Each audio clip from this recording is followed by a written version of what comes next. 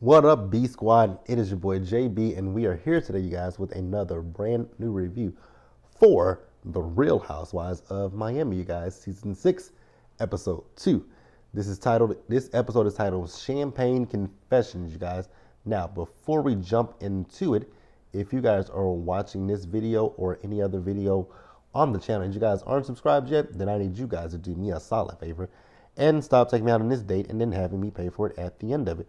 You guys know the routine. You can do me that favor by liking the video, subscribing to the channel, and also by turning on your post notifications. And with that out of the way, without further ado, let's go ahead and jump into The Real Housewives of Miami, shall we? All right, you guys. So what I'm going to do is in this episode, there were two scenes that kind of went simultaneously together, and I will talk about those separately. So, ooh. Sorry, guys. Had to put the little thing on the microphone. So, like I said, there are two scenes in this episode. They kind of go hand in hand, but I'll talk about one first, and then I'll talk about one first and end with the other. But we'll start up with the scenes that didn't give us a whole lot in this episode, and that'll be between Alexia and Lisa. So let's first start up with Alexia. Now, Alexia is out with Todd. And so you guys remember in last week's episode that Alexia had the party at her house and Todd decided not to come. And there's going to be some more stuff that comes up later in the episode, and it'll really come out of the mouth of Adriana. And I'll speak on Adriana when I get to Adriana. But Alexia and Todd are on a date.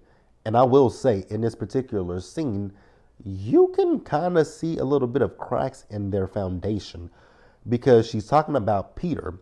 So Peter currently lives closer to where they are, right? Now, if you guys watch the trailer, I believe that Alexia and Todd are going to have to move out of their penthouse, by the way. But at this particular moment, he lives closer to them, and so Alexia likes that. Todd, you guys know the relationship with Todd and Peter from season 4. It wasn't the best relationship. They were ready to fight with each other. Now, like I said, you can definitely see that something's off, because she was talking about buying groceries for Peter. Peter is a 30-year-old man, so this fool don't know how to buy his own groceries. And I think that was the gist of what Todd was trying to say. Like, he's a grown-ass man. He can buy his own fucking groceries. And I was like, exactly.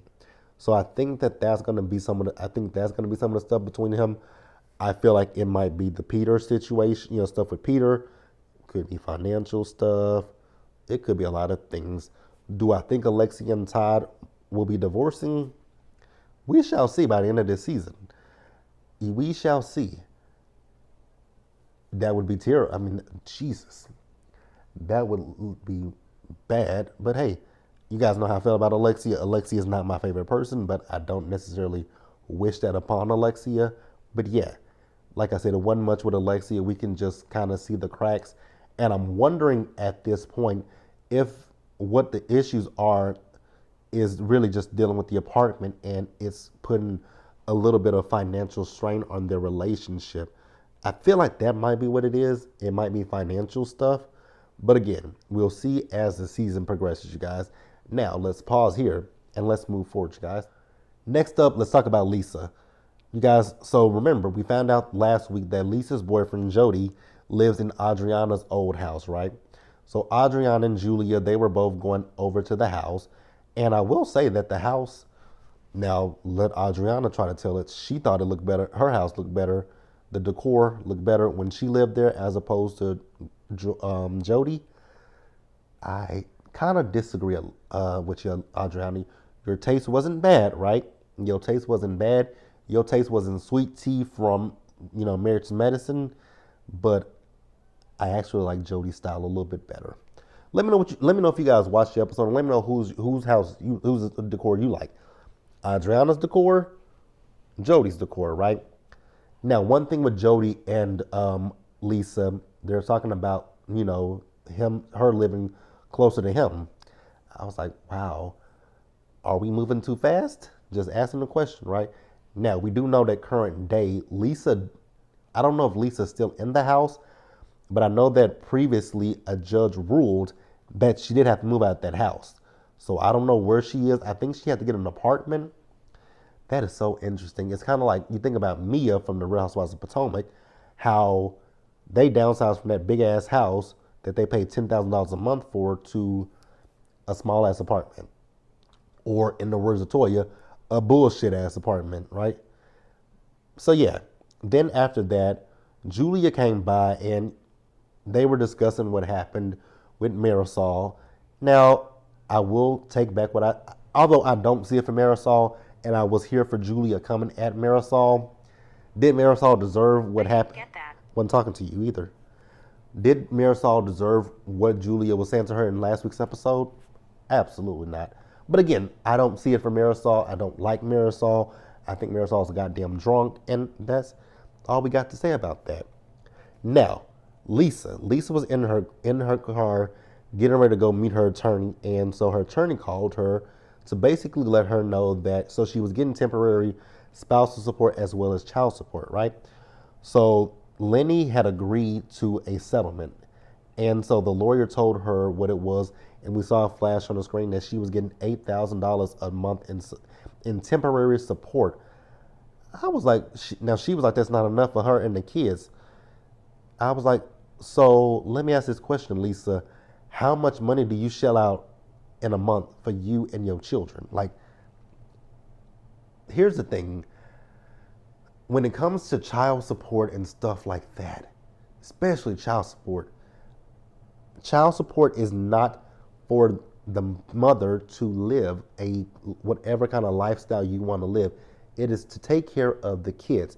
Now, yes, you can take care of the bills, the food, the rent, and everything else, because that takes care of the kids. But you also need to do more for the children. You got to buy the kids school clothes, whatever necessities the kids need.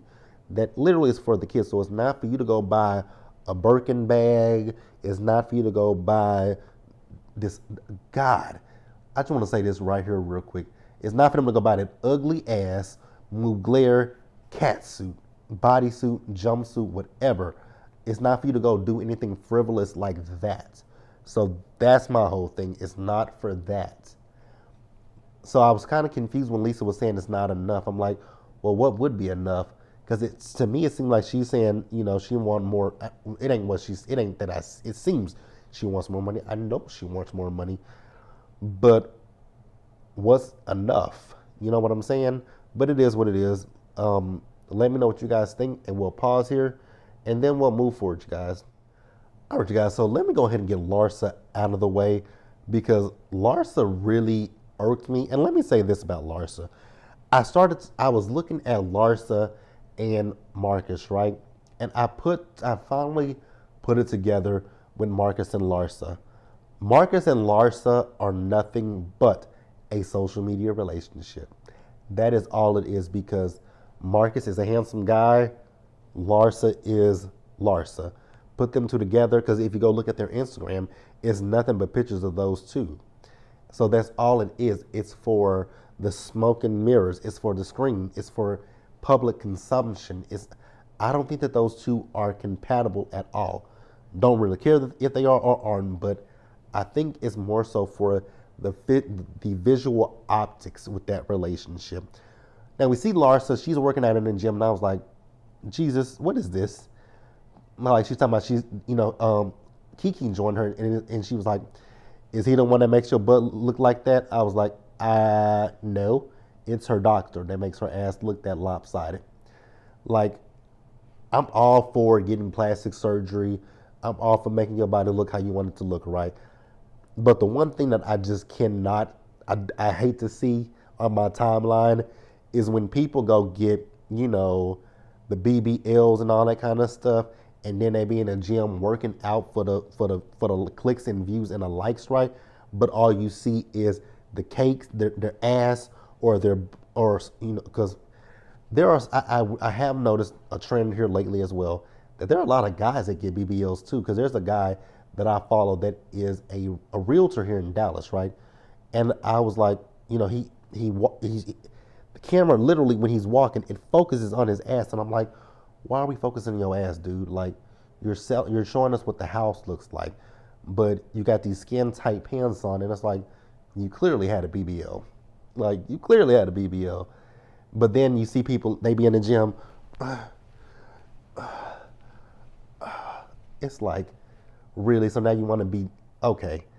It is what it is. I don't care. But yeah, she's in the gym, and so like I said, Kiki and Alexia are there. Kiki is hilarious because they were on a ball. Kiki says, "I don't lay on balls. You know, I sit on balls, I suck balls, but I don't lay on them." I was like, I fucks with Kiki. So while they're there, Kiki told Alexia the things that Adriana has said. You remember last week how she feels that, Alexia thinks she's better than her. I agreed with her. And so while they're there, Marisol called them to tell them about a gay brunch that she's having. Couldn't care less. Then we saw Marcus and Larsa on a date with each other. All I could see when I looked at him is a big, goofy ass nigga. That's all I saw. So they're talking about this podcast that they're going to be going on. Now he does, when he's in Miami, he stays with her, but he does have his place in Orlando. So he's telling her that he's going to have to go back to Orlando for about a week. Let's talk about that. Let's go ahead and talk about that. So Marisol's drunk ass was having her gay brunch party, right? And so, Lisa told Alexia that when she was leaving their house, that she ran into Todd. And, Todd and Alexia says that things are good between she and Todd, right? Larsa, she's telling the ladies that, when Marcus gets back, I'm going to throw him a welcome home party. And everybody was like, for what? She's like, he's been gone for a week. You just saw him. And that's when the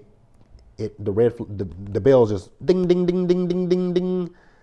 This is a relationship of, what was I saying? It's just for social media. That's all this relationship is for social media.